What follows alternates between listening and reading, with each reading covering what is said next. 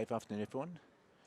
So we're sent on our way for the first race of the afternoon. The live racing streaming at CopyBet Juvenile hurdle race, and Flag and Dry it is who's first to leave the starting area. They're pretty well strung out because Praying for Time and Cosmic Spirit were slow into stride. So it's Flag and Dry on the run towards the first of 8 with those big wide blinkers on, leading Sonic Pioneer as we reach flight number 1.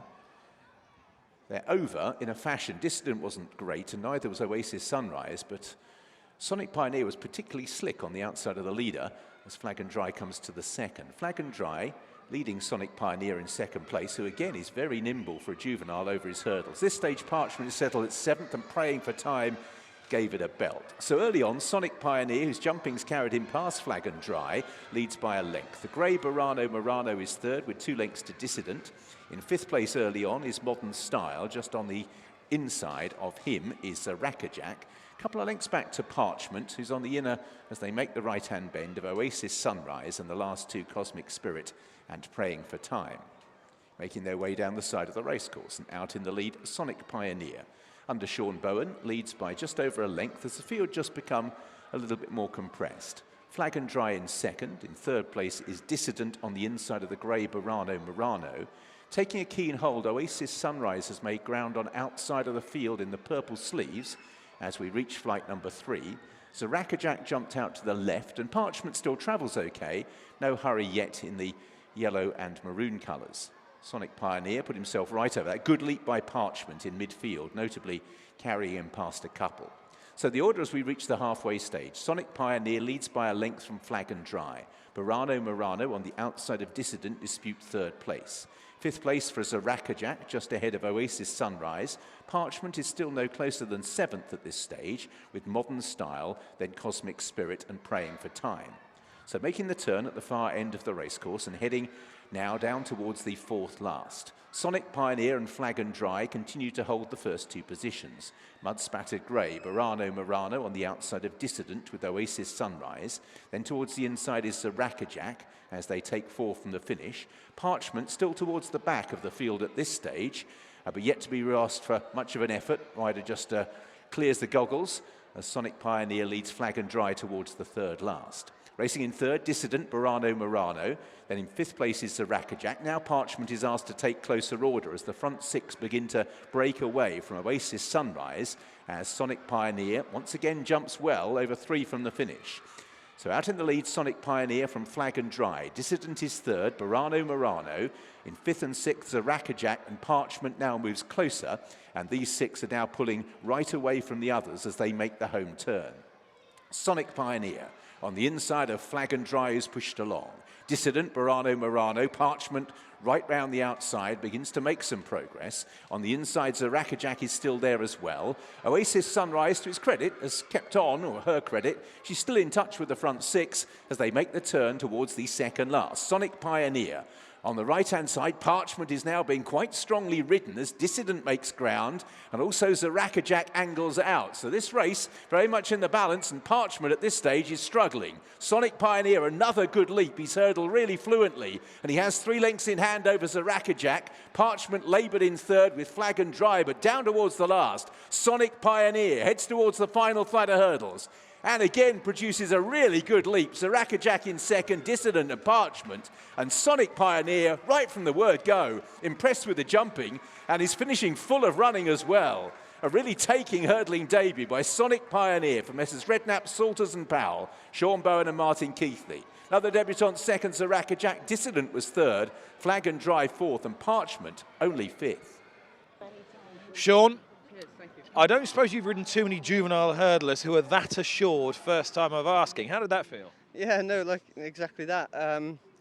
Yeah, not many can just go out in front, bob away in front, not have a look and jump the way he did. So yeah, it was impressive. And to be fair, one thing Martin does do is school them very, very well. He has a strip of hurdles that he got from Cheltenham up the grass, and it's like running in a race, and he's been up there plenty in front, so he's learnt loads at home. And have you schooled him yourself? I've schooled him, yeah. He's just a natural, and yeah, once a horse has ability on the flat and enjoys jumping, you know you've got a nice one, because A lot of them can hate it, some of them love it, and he's one that loves it. Can you give us any indication of what sort of a race that was? It's very difficult for us to assess what he's achieved form-wise. Yeah, no, look, I went a good even gallop, and I picked up turning in. I had nothing ever challenge me, so it was hard to say, but I was impressed with the way he went round and did it, and turned in and got going as well. And to what extent does that professionalism encourage you to encourage the connections to have a go at something good next time out? Yeah, look, it'd be no problem if you could go anywhere big next time. He'll race professionally as he did today, so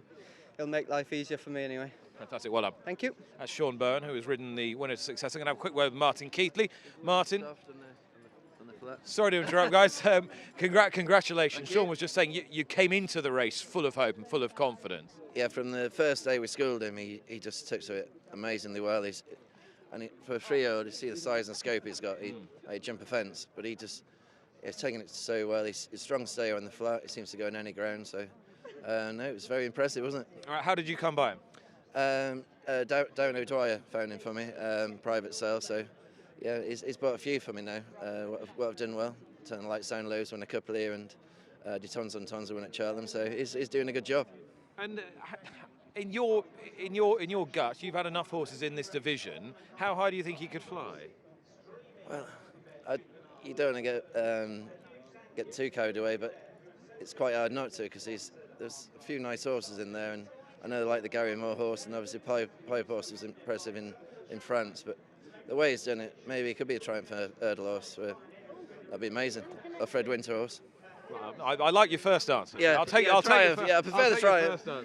Karen, one of the owners, when we bought him, I said, "Oh, he could be horse for the Fred Winter." She said, "No, triumph for hurdle." So she might be right.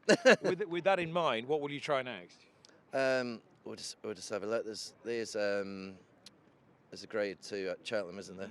Festival Trials Day. But yeah, we'll have a look through and make a plan. And is ground going to be an issue for him? No, it's probably riding slow, and they're giving it today, isn't it? But he's won on soft on the flat and got form and good ground, so I don't think that's an issue. And Springs Girl has to recover from a below par effort last time, but if she does, do you think she's got a chance later? I think she would have, yeah, and I think stepping up to 3 miles will suit, and she scared herself at Cheltenham at the first and then made a bad mistake with a circuit to go, and Sean just looked after her, so we're just giving her a confidence booster, and but she won't be without a chance. And having Sean Bowen riding for you in races is one thing, but having his services schooling in the morning, that's right. What sort of advantage is that giving him? No, brilliant. He's been in and schooled him a few times, and yeah, he was keen to ride him today, put it that way. Fantastic, well done. Brilliant, thank you very much. All right. Hello, I think we've got a good one on our hands here. Sonic Pioneer did exactly as you were told beforehand, went out there with purpose. Sean Bowen confident enough in the horse's street wisdom and jumping ability to allow him to do that on his juvenile hurdling debut, and he jumped like an old hand, an old pro. Rare that you see a recruit from the flat in his first juvenile hurdle jump like this with assuredness, sure-footedness. He could get in deep if he wanted to, but when he asked him, he really delivered, and he is stretched right away, admittedly dictating, admittedly taking the shortest route, but beating the Moore pair of Zarakajack and Dissident by lengths. The favourite parchment was disappointing, whichever way you slice it, having been given a confident ride by Jack Tudor. Writing was on the wall 2 out. Here we go, Dave. Yeah, as you say, he looks a real natural at this game, didn't he? The jockey didn't have to do anything to try and organise him, just let the horse get on with it.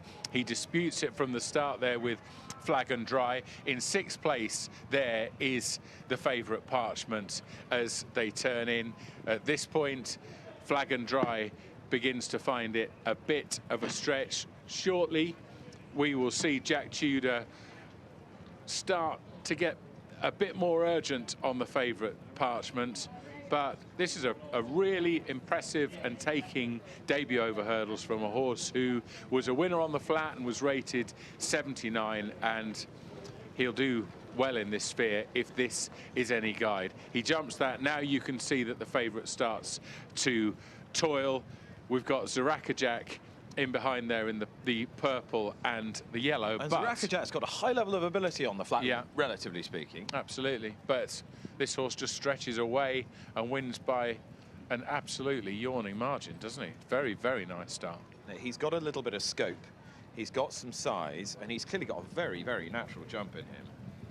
That's really impressive. Yeah, it is. I don't know what the winning distance was, but Must be looking at 15, 20 lengths there, mustn't we? Yeah, and you'd be right to point out that we're dealing with limited hurdling experience in behind, and Parchment's disappointing whichever way you look at it. But Flag and Dry had run perfectly respectably in a couple of small juvenile hurdles. Nothing special, but has been beaten absolutely miles. I mean, just assessing this moments after the race, what we've got obviously is a wide and extended winning margin. We've got a horse pushing 80 on the flat, who at each of those hurdles has just jumped them very, very naturally and with just natural poise, hasn't he? So whatever we make of the value of the form in behind, which may well be not an awful lot, if you take those 3 factors that I mentioned, then I hope that we've got a useful recruit here to the juvenile hurdling ranks. Yeah, made no mistake, Martin Keighley got Sean Bowen to ride. He's got him to ride Springs the Girl later. She's got a chance. A couple of races time. This one, the confidence was high, and you could see why. Watch live racing now on racingtv.com.